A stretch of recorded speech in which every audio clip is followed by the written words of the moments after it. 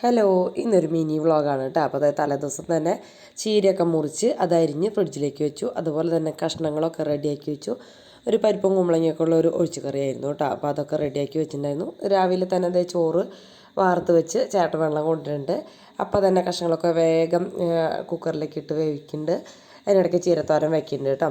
പിന്നെ ചായ അടുപ്പത്ത് വെച്ച് ചായയായി, ചീരത്തോരനായി, ചാറുകറിയായി, അങ്ങനെ പിന്നെ ഒരു ചെമ്മീൻ ചമ്മന്തിയും കൂടി അരച്ചിട്ടുണ്ടായിരുന്നു കേട്ടോ. അപ്പോൾ അടിപൊളിയായില്ലേ ചാറുകറിയും ഇതൊക്കെ ആയപ്പം. പിന്നെ വൈകുന്നേരം ഒരു പലഹാരം ഉണ്ടാക്കാമെന്ന് വെച്ചാൽ അതിനുള്ള നാളികേരക്കൊത്തൊക്കെ റെഡിയാക്കി വെച്ചു. അങ്ങനെ ജോലിക്കൊക്കെ പോയി. നല്ല തിരക്കുള്ള ദിവസമായിരുന്നു, ട്രാഫിക്കൊക്കെ.